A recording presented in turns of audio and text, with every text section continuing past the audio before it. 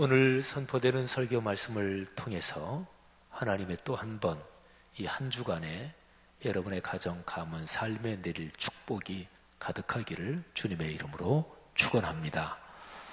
삶의 이런저런 문제 때문에 염려, 걱정으로 눌린 분들은 믿음의 확신을 얻어서 담대해지시기를 바라고, 경제적으로 쉽지 않은 상황에 계신 가정들에 하나님께서 출구를 열어주시고 또 하나님께서 경제적으로 원만하게 또 넉넉하게 부어주시기를 주의 이름으로 축복합니다.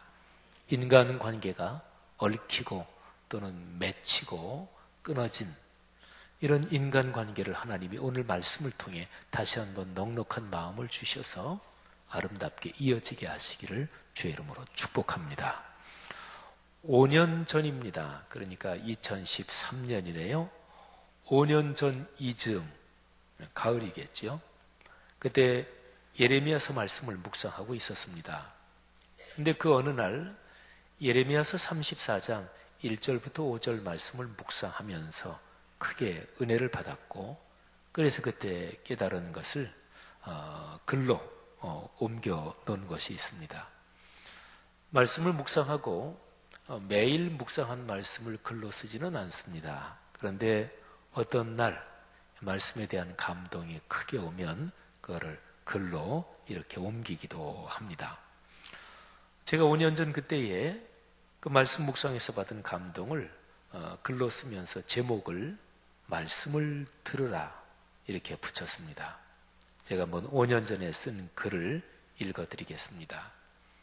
시드기야 왕은 하나님의 말씀을 잘 듣지 않습니다. 왕은 예레미야가 하나님의 말씀을 대언하고 있다는 사실을 인정하고 믿고는 있습니다. 그러나 하나님의 말씀보다 고관들이 어떤 생각을 갖고 있는지, 그 대세가 무엇인지에 더 신경을 씁니다. 자신의 체면과 이해관계가 더 중요합니다. 예레미야는 계속해서 하나님의 말씀을 전합니다. 왕과 고관들과 백성에게 말씀을 선포합니다. 예레미야의 선포를 들으면서 순종하는 사람이 거의 없습니다. 마음으로는 인정하고 생각으로는 긍정해도 행동으로까지 이어지는 사람은 거의 없습니다. 그러나 예레미야는 사람들이 듣지 않는데도 전합니다. 그래야 합니다. 살려면 전해야 합니다.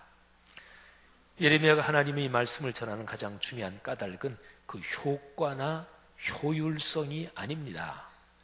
중심은 하나님의 명령이기 때문에 전한다는 것입니다.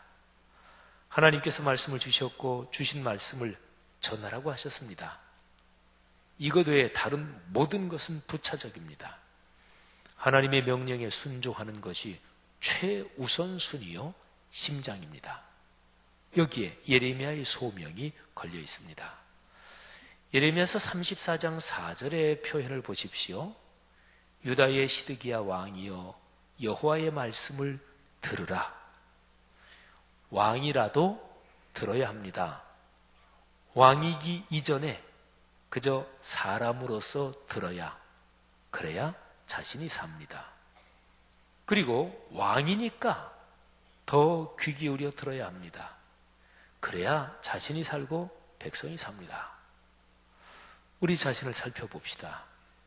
말씀을 듣나요? 듣느냐는 질문은 청력이 좋습니까? 청각 기능을 묻는 게 아니라는 거 아시죠?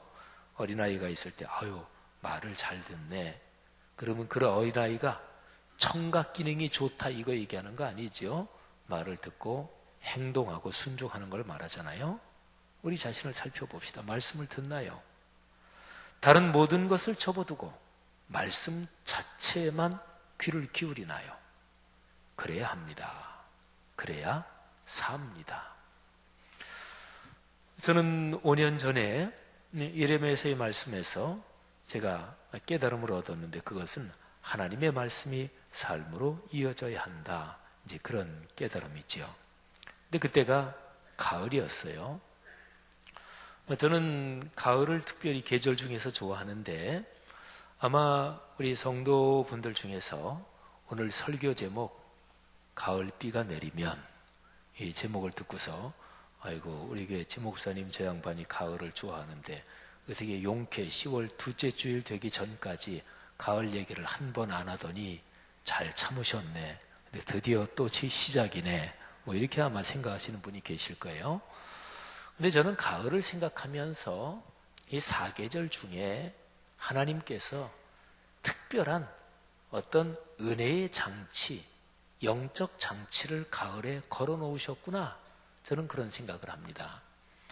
봄, 여름 또는 겨울보다 가을이 사람이 깊어집니다. 보통 독서의 계절이라고 하는데 하나님의 말씀을 묵상하기에 가을처럼 좋은 계절이 없고 또 가을과 기도 이 두 개처럼 멋지게 어울리는 단어가 또 없습니다. 전 세계적으로 가을이 사계절이 어디나 다 있는 건 물론 아니에요. 열대지방은 뭐 가을이 없을 거 아니겠어요? 그런데 열대지방도 우리처럼 사계절이 있는 데서 사는 사람이 열대지방에 가면 여기는 1년 내내 덥구나 이렇게 느끼겠죠. 근데 거기 사는 사람들은 또 안 그렇다 그러죠. 거기도 기온의 변화가 늘 우리가 보기엔 덥지만 그런데 연중 차이가 조금은 있고 그래서 그 사람들은 그 차이를 느낀다고 하죠. 또 예를 들면 에스키모인들은 하얗다, 흰색을 표현하는 표현이 한 5, 60가지나 된다 그래요. 거기는 1년 내내 눈으로 덮이고 온통 희니까 그러니까 하얀 것을 표현하는 표현이 굉장히 많은 거지요. 뭐 우리나라에서는 뭐 기껏해야 한 7, 8개, 한 10여 개 되려나요? 어쨌든 가을이라는 계절은 1년 4계절 중에서 하나님이 각별하게 은혜를 주시는 계절이 아닌가 저는 그런 생각을 많이 해요. 제가 아까 예레미야서 묵상한 말씀 읽어드렸는데 이게 5년 전 가을 어느 날이거든요. 근데 4년 전 가을 또 어느 날 제가 쓴 글인데 그날 아침에 이렇게 일어났는데 뭐 특별한 것도 없는데 아침에 이렇게 일어났는데 가을날 아침 너무 행복한 거예요. 하나님의 은혜가 감사하고 그래서 제가 그날 아침에 시를 하나 썼어요. 시의 제목은 종일토록 아름다울 하루여 하는 제목이었습니다. 여러분 사람은 누구나 다 하루씩 살죠. 이틀치 한꺼번에 사는 사람은 아무도 없습니다. 그렇죠? 식사는 한 번에 한 끼 하지 한 번에 2끼 식사하는 사람은 없잖아요. 아유 목사님 뭘 모르시네요. 저는 한 번에 3끼 분량도 먹어 치웁니다. 뭐 근데 그렇게 많이 먹는 거 말고 어쨌든 한 번에 한 끼 먹는 거잖아요. 그러니까 행복하게 사는 비결은 하루씩만 행복하게 살면 돼요. 그잖아요. 오늘 하루 행복하게 살고 그리고 내일 또 하루가 열리면 또 그날 행복하게 살고 그런 생각도 들면서 오늘 아침부터 이렇게 감사하고 행복한데 오늘은 하루 내내 종일 행복하겠다. 이런 생각으로 종일토록 아름다울 하루여. 한번 들어보시죠. 신압으로 얼굴을 내비치던 가을이 바야흐로 대놓고 나섰다. 살갗 정도 위로 하던 바람결이 이제는 온 몸을 시원하게 한다. 하늘아버지의 은혜는 더 또렷하고 맑고 밝은 하늘빛이 사람들을 물들인다. 마음과 영혼으로 자연이 흘러드니 굳이 누구랄 것도 어디랄 것도 없는 아름다운 그리움이 가득하다. 죽어가는 모든 것을 사랑하리란 시어가 가을처럼 어울리는 때가 없지 생각하며 이 행성의 생명현상이 새삼 신비롭다. 하늘 저편으로 해가 설핏할 때까지 종일토록 아름다울 하루여. 오늘 그러시기를 바랍니다. 오늘 저녁 잠자리에 드시기까지 이 하루가 여러분에게 큰 복이 되기를 주의 이름으로 축복합니다. 가을을 앓는 사람들이 있습니다. 우리 앓는다 이거는 가장 일반적으로는 병을 앓는다 이런 거니까 근데 병을 앓는다 이거는 긍정적인 표현은 아니잖아요. 근데 가을을 앓는다, 또 사랑을 앓는다 이런 표현도 써요. 그러니까 어떤 대상 또는 무엇을 놓고 그게 너무 좋고 너무 애틋하고 그래서 어쩔 줄 모른다. 그래서 감정과 정서에 내가 생각하는 사람도 좋고 뭐 가을도 좋고 어떤 대상이 너무나 깊게 내 정서 속으로 다가온다. 그럴 때 앓는다 이런 표현을 쓰죠. 가을을 앓는 사람들은 감성이 깊고 아무래도 다른 사람보다 비교적 더 낭만적인 사람들일 것입니다. 그러나 단순히 꼭 유별나게 그 사람들만 그런 건 아닙니다. 말씀드린 대로 가을은 이건 계절이 하나님이 주신 특별한 축복이 여기에 담겨 있다. 그렇게 생각할 수 있습니다. 가을이 되면 하나님 아버지의 숨결이 우리에게 더 민감하게 느껴집니다. 하나님 아버지의 손길이 우리에게 더 가까이 다가온다. 이런 생각이 듭니다. 사람이 숨이라는 단어를 생각하는데 그런데 숨결, 이 결자가 들어가면 그 숨이 더 세밀하게 민감하게 느껴지는 거예요. 결, 나무결, 마음결 그러잖아요. 그렇죠? 손이라고 그냥 했을 때보다 손길, 그러면 물길 이런 것처럼 어떤 손이 나를 위로해주고 다독거려주는 또는 내 손을 잡아주는 그 손이 내게 다가온다 할 때 손길 이렇게 됐죠. 하나님 아버지의 숨결, 하나님 아버지의 손길이 가을에는 유달리 누구에게나 사실은 더 깊게 느껴집니다. 그런데 가을이 됐는데도 전혀 무덤덤 이런 분들은 사실은 정서적으로 어디가 좀 고장났다. 너무 좀 말씀이 심했나요? 하여튼 가을은 좀 유별납니다. 그런데 제가 가을을 참 좋아하는데 근데 성경에 가을에 대한 어떤 표현 정서가 없다. 이런 것 때문에 제가 늘 마음에 좀 서운했어요. 예수님의 3년 공적 생애를 기록한 사복음서 거기에서 예수님이 가을이 좋다. 좀 이렇게 가을에 대해서 한 말씀이라도 하셨으면 참 좋았을 텐데 그런 건 안 나오거든요. 또 뭐 가을바람이라든지 또는 뭐 가을 들녘이라든지 그런데 성경에는 그런 게 없어요. 근데 사실은 제가 성경에서 작년 가을쯤에 그런 걸 찾았어요. 성경을 검색을 싹 했죠. 그래서 개역성경, 세번역성경 요즘은 검색하는 거 간단하니까 성경 CD 거기에다 가을이라는 단어를 입력하고 그리고 각 번역마다 가을이라는 단어가 나온 거를 쭉 다 검토를 하다가 제가 굉장히 큰 은혜를 받았습니다. 그러면 그렇지. 이 세계를 창조하신 창조주 하나님께서 가을과 연관해서 말씀을 안 하셨을 리가 없지. 그러니까 있단 말이에요. 가을에 대한 것이. 그런데 특별히 가을, 이 단어하고 연관해서 가을비, 가을에 내리는 비, 가을비, 이게 성경에 있어요. 그래서 오늘 설교 제목이 가을비가 내리면 이것입니다. 시 제목으로 아주 적합하지요? 또는 수필 제목 같기도 하고. 근데 이게 하나님께서 우리에게 은혜를 주실 때, 복을 주실 때 이게 가을비하고 연관이 돼 있어요. 오늘 설교 본문 신명기 11장 14절 15절에 보면 거기에 바로 이런 언급이 있습니다. 자, 제가 먼저 개역 개정판 성경으로 먼저 한번 읽겠습니다. 한번 들어보시죠. 여호와께서 너희의 땅에 이른 비 늦은 비를 적당한 때에 내리시리니 너희가 곡식과 포도주와 기름을 얻을 것이요 또 가축을 위하여 들에 풀이 나게 하시리니 내가 먹고 배부를 것이라. 아멘. 굉장히 좋은 말이죠.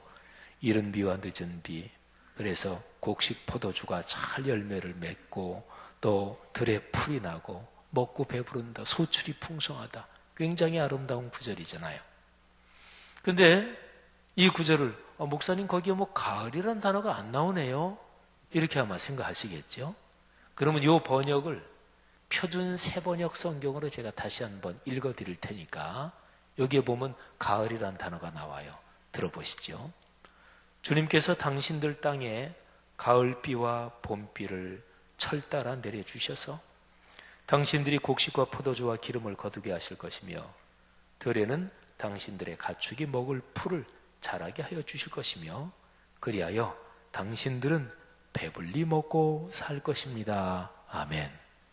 여기 나오죠. 가을비와 봄비를 철따라 내려주신다. 우리 성도들에게 익숙한 표현은 가을비와 봄비 이것보다 이른 비와 늦은 비. 우리 신앙생활 오래 하신 분들 또 성경 많이 읽으신 분들은 아주 익숙한 표현이지요. 하나님께서 우리에게 주시는 축복을 얘기할 때 성경에서 아주 전형적인 가장 유명하고 일반적으로 쓰이는 그런 표현들이 몇 가지가 있어요. 뭐 시온의 복, 시온의 대로라든지 또는 하늘의 그 복과 땅에 기름진 것이라든지 뭐 하늘 문이 열린다든지 이런 거 있잖아요. 근데 그 중에 하나가 이른 비와 늦은 비를 내리신다. 이거는 하나님이 우리에게 주시는 축복, 물질의 복, 건강의 복, 또는 신앙의 복, 정신적인 복, 모든 복을 다 포괄해서 하나님이 우리에게 주시는 축복을 얘기할 때 아주 참 멋지게 쓰이는 표현이 바로 하나님이 이른 비와 늦은 비를 내려주신다 이런 표현이에요. 근데 이른 비와 늦은 비가 왜 그런 축복의 상징으로 쓰이게 됐을까요? 이스라엘 땅, 그 팔레스타인 그쪽 지역은 1년이 비가 오지 않는 건조기, 건기하고 비가 오는 우기로 나눕니다. 근데 우리는 보통 뭐 여름에 비가 오잖아요. 근데 거기는 거꾸로예요. 5월부터 한 9월까지는 비가 안 와요. 그러니까 비가 거의 오지 않으니까 땅이 바짝바짝 마르죠. 그리고 모든 풀 다 누래지고 그리고 다 죽은 것처럼 그렇게 됩니다. 나무들도 뭐 이파리 다 없고 막 이렇게 되죠. 그리고 땅은 딱딱해지고 뭐 모든 게 다 이제 황량해지죠. 이게 이제 건기입니다. 그리고 이제 10월 되면 비가 내리기 시작해요. 10월부터 그 다음에 4월까지가 비가 내리는 우기입니다. 10월에 첫 번째 비가 내려요. 이걸 가리켜서 이른 비라고 그럽니다. 그리고 우기가 끝나는 한 4월쯤, 3, 4월쯤에 내리는 비, 그걸 가리켜서 늦은 비 이렇게 얘기를 해요. 그런데 이른 비를 한번 생각해 보세요. 자, 한번 머릿속에 충분히 상상해 보세요. 건기 몇 개월 동안 전혀 비가 내리지 않아서 땅이 다 말랐고 풀들도 다 죽어버렸고 그리고 땅이 딱딱해지고 이러는 땅에 이제 우기가 시작되면서 첫 번째 비, 이른 비가 내리는 거예요. 그거는 진짜로 단비죠. 성경에 그런 표현 기억하십니까? 은혜의 단비. 요거는 바로 이른 비를 말합니다. 우리나라 말 표현으로 하면 우리는 약비라는 표현도 쓰죠. 막 가물었다가 비가 오면 그 자체가 땅한테 또 사람한테 보약 같아. 그래서 약비라고도 그러죠. 이게 이제 10월에 내리는 비입니다. 얼마나 사람들이 행복할까요? 또 짐승들이 얼마나 좋아할까요? 그리고 땅을 생각한다면 땅은 얼마나 감사하고 좋아서 어쩔 줄을 모르는 것일까요? 몇 개월 동안에 바짝 메말랐던 거기에 첫 번째 비, 이른 비가 내릴 때 어디 며칠 집 떠나 있을 때 화분들 거의 물이 말라서 막 거의 죽을 것 같은데 근데 죽지는 않았죠. 그때 와서 이렇게 물 주면 물을 조금만 줘도 화분들 뿌리가 그 식물이 말이죠. 그 물을 강력하게 흡수합니다. 지네들이 살려고. 저희 집 화분들은 훈련이 잘 돼서 그래서 일주일 물 안 먹어도 다 자기들이 알아서 살아 있습니다. 그러다가 이제 물 주면 그때 또 살아나요. 그때 훈련시키기 나름이더라고요. 매일 물 안 줘도 되더라고요. 여러분 몇 개월 동안 비가 오지 않던 그 메마르고 땅도 딱딱해지던 그 땅에 비가 내리면서 이제 땅이 물을 머금게 되고 땅이 부드러워지고 그래서 이 땅을 갈 수 있게 돼요. 그러고 나서 씨를 뿌리는 거예요. 그러니까 이른 비는 한 해의 농사, 경작으로 본다면 이 경작이 시작될 수 있도록 하늘문이 열려서 은혜의 단비가 하늘에서 내려오는 거, 그걸 가리켜서 이른 비라 그래요. 근데 그 이른 비가 바로 가을비예요. 이 생각을 하니까 이 가을비가 얼마나 참 아름다운 말인가, 이런 깨달음이 오는 거지요. 우리나라 기후에서 제 오늘 설교 제목처럼 가을비가 내리면, 그러면 그 다음에 무슨 말을 이해해야 될까요? 추워진다, 이런 거죠, 그죠? 근데 이스라엘 땅에서 가을비가 내리면 그는 그야말로 감사요, 감격이요, 축복이요. 그리고 몇 개월 동안 비가 내리지 않아서 풀도 다 싹 죽어버린 것 같은데 다시 이제 푸른 풀이 나기 시작합니다. 나무가 생기를 띠기 시작합니다. 그래서 우리가 성지순례 갈 때 보통 여름철에 많이 가는데, 겨울철, 그러니까 우기의 성지순례를 가면 거기에 이스라엘이 온통 푸르르고 그런 거를 많이 볼 수가 있어요.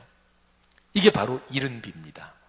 그러면 늦은 비는, 이게 이제 3, 4월에 내리는 비인데, 그거는 그렇게 파종해서 거지할 때, 봄 좀 지나서 그때 거두기도 하고, 이제 해 중반쯤에, 그러고서 이제 가을에 또 거두기도 하는데, 첫 번 추수 거지 전에 그때에 늦은 비가 내리면서 말하자면 모든 농작물, 과실 이런 거를 더 풍성하게 소출이 많도록 하는 거예요. 이게 늦은 비, 그게 바로 봄비입니다.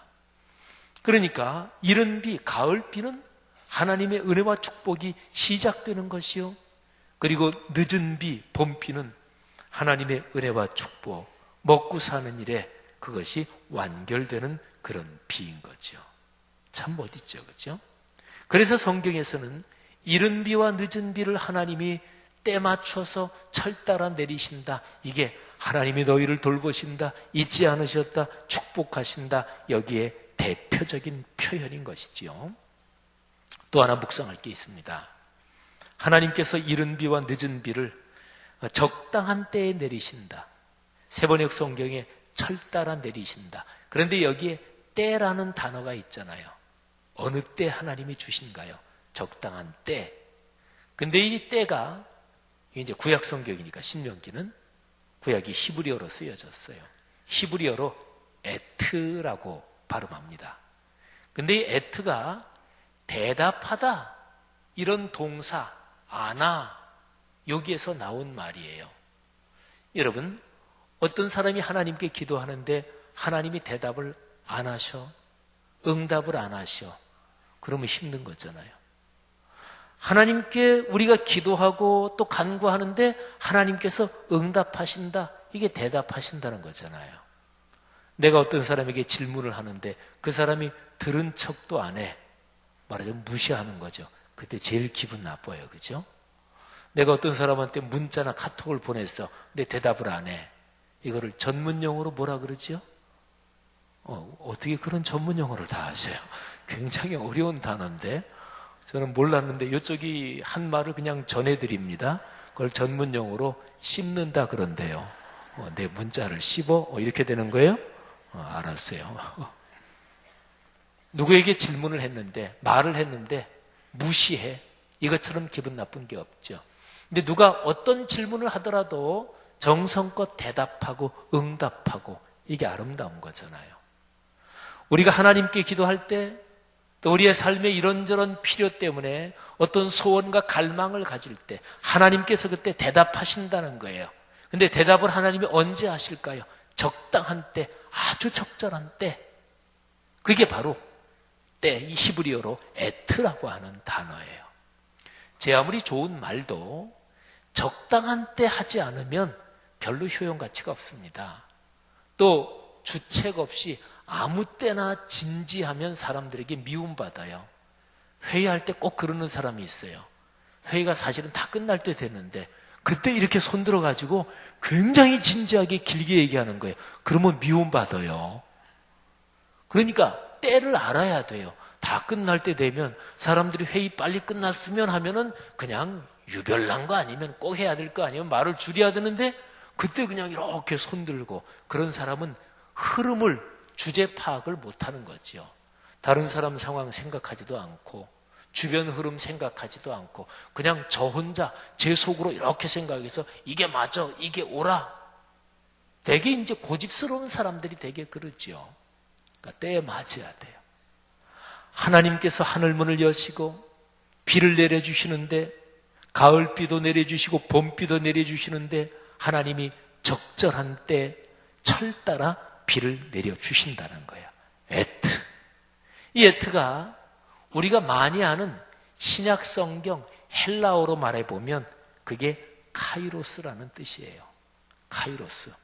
하나님이 결정적인 때, 적절한 때, 구약 히브리어의 에트, 신약으로 말하면 카이로스가 비슷한 말이라고 볼 수가 있습니다. 사랑하시는 여러분, 여러분의 삶은 어떠십니까? 하나님께서 내려주시는 이른 비와 늦은 비가 여러분의 삶에 필요하지 않으십니까? 누구나 다 필요하죠. 혹시 여러분의 삶 가운데 요즘에 내 삶이 팍팍하다, 요즘 이상하게 내가 은혜를 받지 못한다, 뭔가 마음에 걸리는 게 있는 것 같다, 그러신 분 계십니까? 그때 하나님께서 하늘문을 열어주셔야 돼요. 대답하셔야 돼요. 그리고 은혜의 단비를 내려주셔야 돼요. 은혜의 가을비를 내려주셔야 된단 말이죠. 저는 김현승 시인의 가을의 기도, 이 시를 참 좋아하는데 오늘 설교 준비를 하면서 이 시를 다시 한번 이렇게 묵상하면서 또 다른 은혜를 받았어요. 김현승 시인의 가을의 기도는 세 덩어리, 세 연으로 되어 있습니다. 근데 첫 번째 연은 하나님과의 관계를 이 시어로 빚어내고 있어요. 읽어볼까요? 가을에는 기도하게 하소서.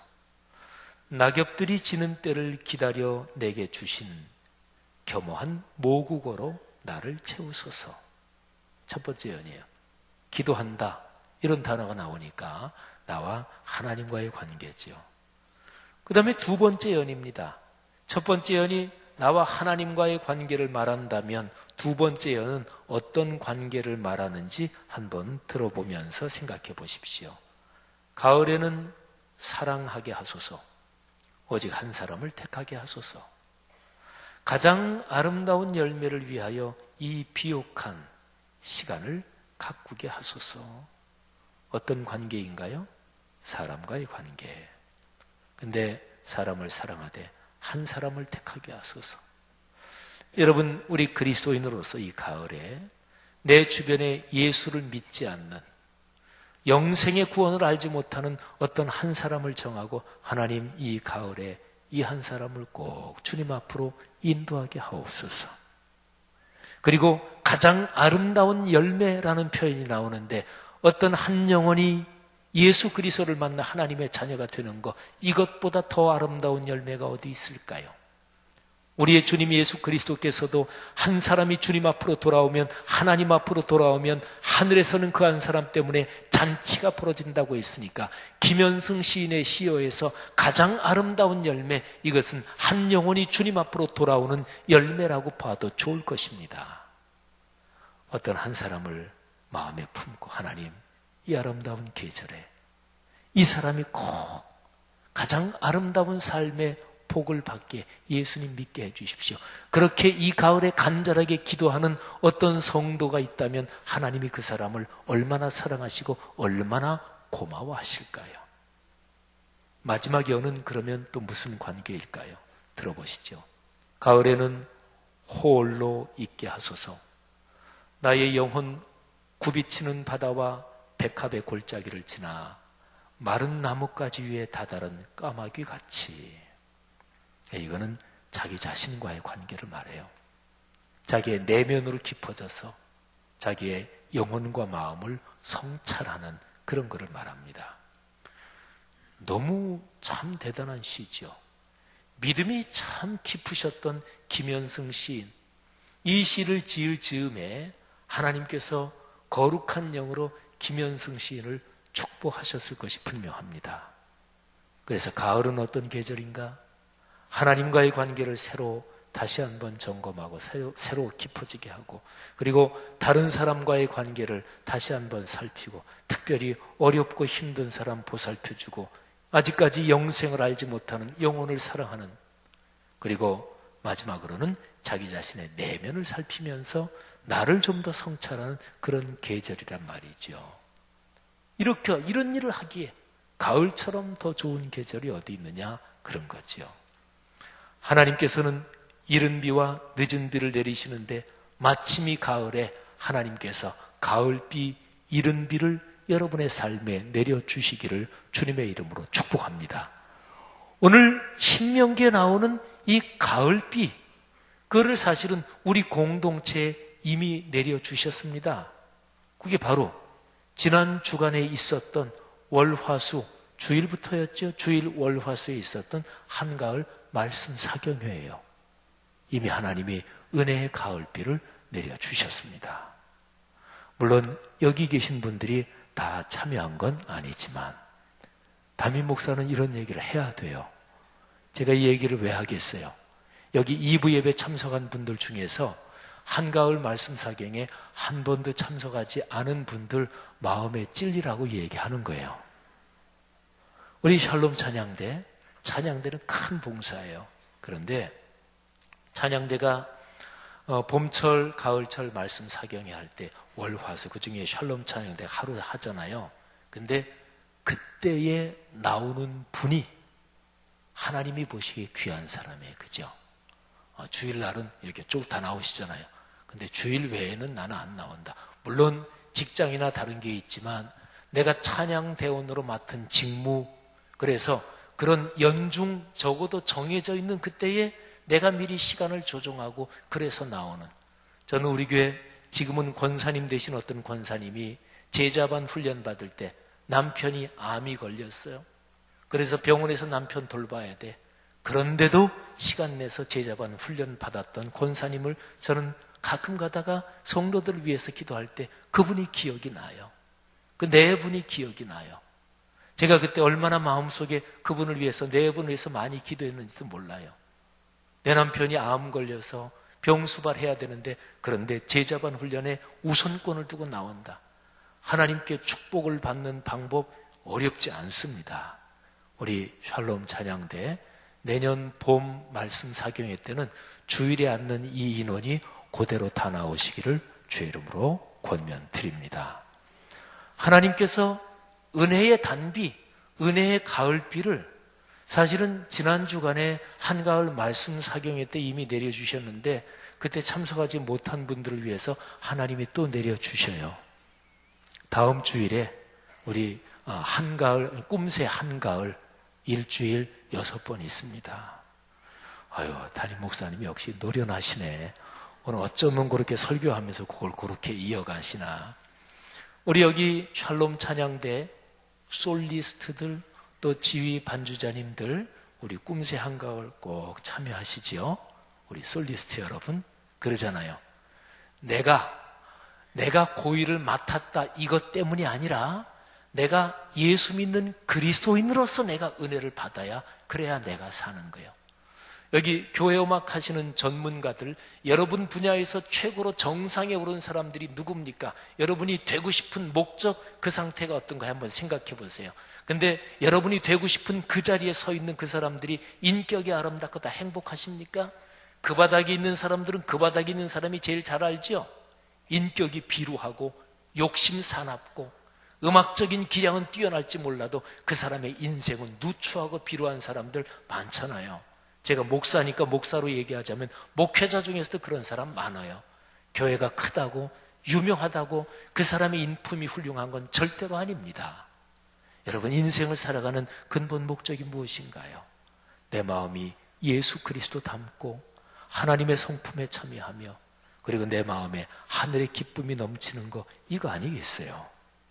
사랑하는 성도 여러분들이요, 하나님께서 이 가을에 우리에게 내려주실 은혜의 단비, 그리고 아름다운 가을비를 기대하며 여러분의 이 가을이 풍요롭기를, 풍성하기를 주님의 이름으로 축복합니다. 그렇습니다. 가을비가 내리면 그러면 하나님의 은혜가 내려오는 것이고 거기에서 우리의 병든 영혼이 다시 회복되고 우리 지친 영혼이 다시 회복되고 우리는 새로운 힘을 얻게 되는 거죠. 이 가을에, 이 10월에 이런 은혜가 여러분 모두에게 여러분의 가정, 가문 또는 건강, 경제활동, 사회적 활동 이 모든 일에 넉넉하기를 풍요롭기를 주님의 이름으로 축복합니다. 기도하겠습니다.